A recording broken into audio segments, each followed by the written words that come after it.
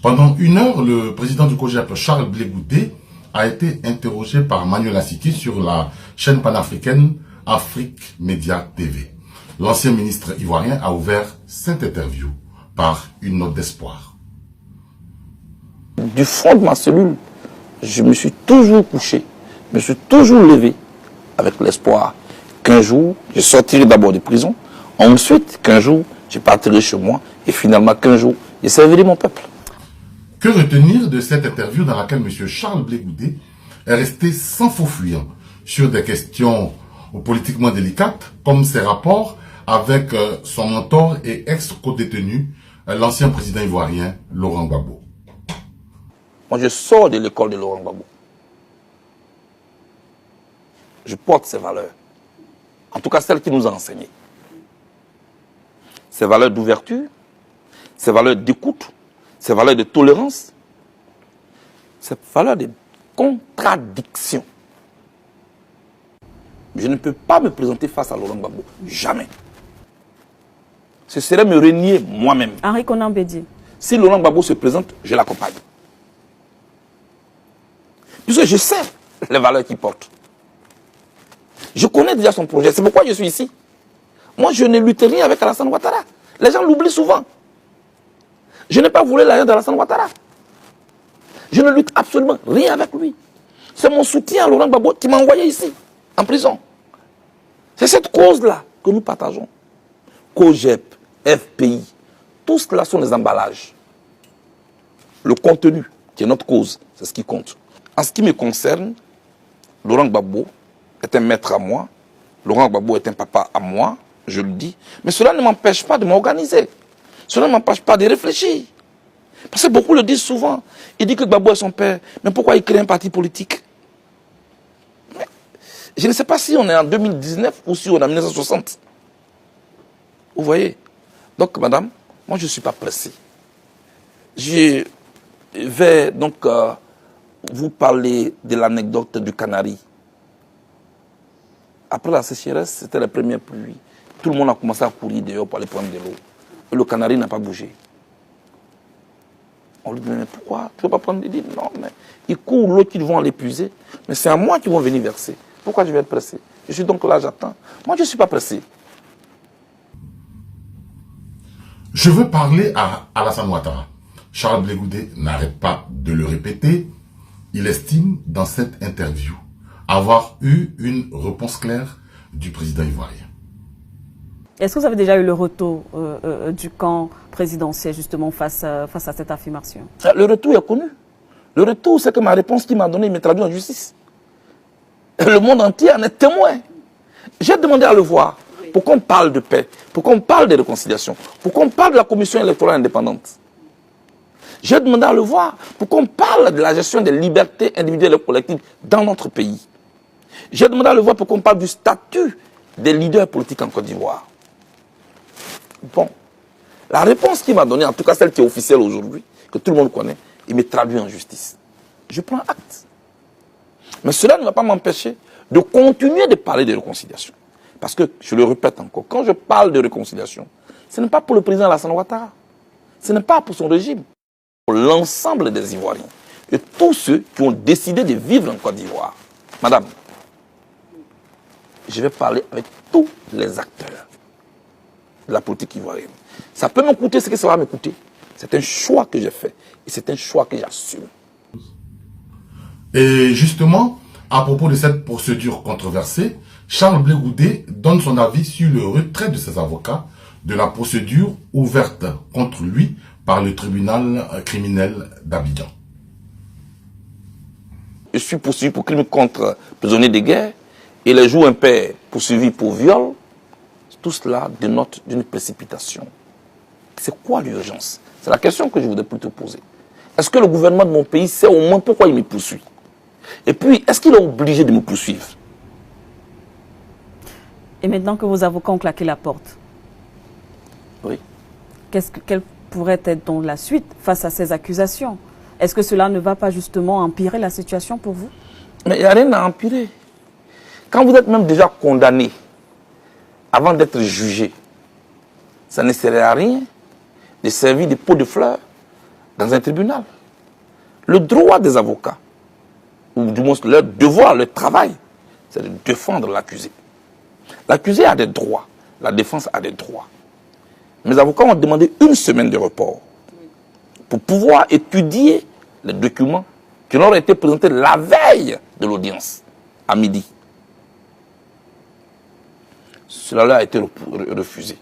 La question est de savoir, si on accorde 1 semaine à la défense de Charles Blé Goudé pour étudier son dossier, afin de lui garantir son droit à la défense, qu'est-ce que ce report-là coûtera à la Côte d'Ivoire et à sa justice? La Côte d'Ivoire ne va pas s'écrouler. Alors, que dirait M. Charles Blé Goudé au président ivoirien s'il avait l'occasion de le rencontrer, s'il avait l'opportunité de lui parler face à face? On écoute Charles Blé Goudé après la question de Manuel Asiké. Charles Blé Goudé, si aujourd'hui vous vous retrouviez en face du président Alassane Ouattara, qu'est-ce que vous lui diriez?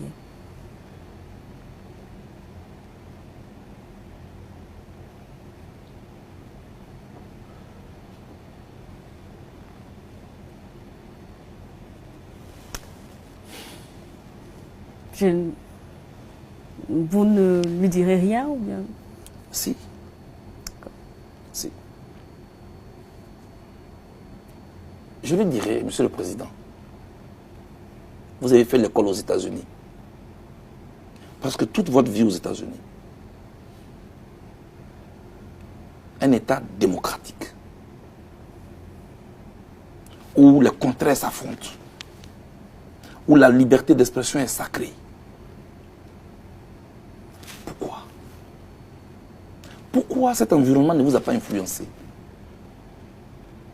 pour donner à la Côte d'Ivoire cette liberté d'expression, garantir la liberté individuelle et collective? Pourquoi? Pourquoi quand quelqu'un n'est pas de votre parti, il est forcément votre ennemi et qu'il doit être en prison? Ça ne se fait pas aux États-Unis. Pourquoi tout le monde doit dire que tout ce que vous faites qui est beau? Vous avez peut-être fait des choses, Monsieur le Président. Mais nous avons le devoir de vous critiquer. Libérez l'espace audiovisuel en Côte d'Ivoire. Garantissez les libertés individuelles et collectives.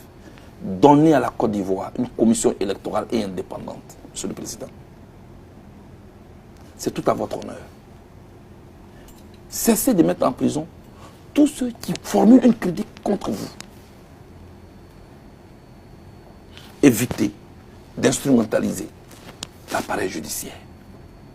Parce que vous venez d'un pays où vous avez étudié, non seulement, mais où vous avez travaillé. Vous avez travaillé au sein des institutions de Bretton Woods, surtout aux États-Unis, où la démocratie est sacrée. Tout en étant retenu loin de son pays malgré son acquittement, le ministre Charles Blé Goudé continue d'œuvrer pour la réconciliation dans son pays. Il continue d'agir pour cette réconciliation et pour favoriser celle-ci, il annonce officiellement une rencontre imminente avec Guillaume Soro.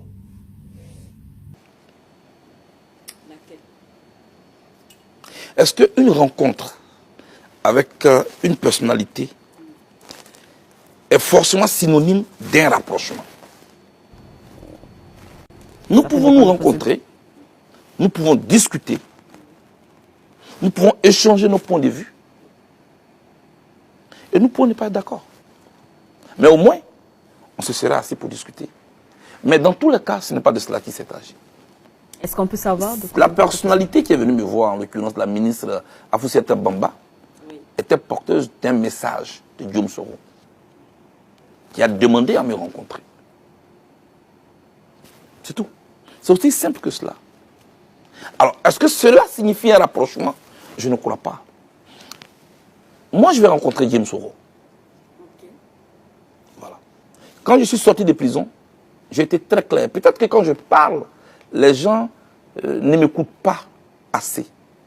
J'ai dit que je voulais rencontrer tout le monde, tous les acteurs de la Côte d'Ivoire, dont la parole peut impacter la vie de mon pays, ceux qui portent un projet pour la Côte d'Ivoire, tous les acteurs majeurs de la Côte d'Ivoire à niveau politique, je vais les rencontrer.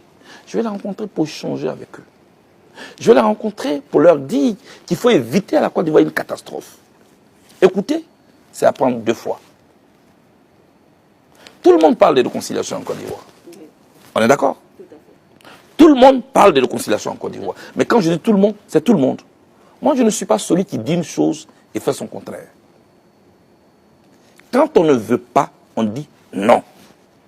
On ne joue pas avec le peuple. Il faut arrêter ça. Avec qui on se réconcilie? On ne se réconcilie pas avec ses partisans. On se réconcilie avec celui avec qui on était en démêlé. La crise qui a secoué mon pays est une crise sans précédent. Mais un traumatisme sans précédent.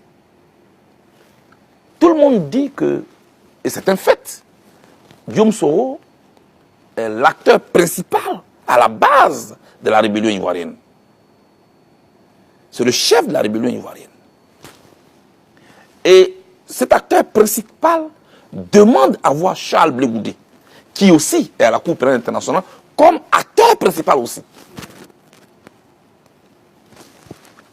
Si notre rencontre peut sauver la Côte d'Ivoire d'une autre crise, je suis partant. La prochaine étape pour Charles Blé Goudé, c'est certainement sa rencontre imminente avec Guillaume Soro. Une rencontre qui, pour Charles Blé Goudé, devrait contribuer à anticiper sur d'éventuels troubles à l'approche de l'élection passionnelle de 2020. Mambo Abe, vice-président du COJEP chargé du marketing politique, directeur de la communication du COJEP.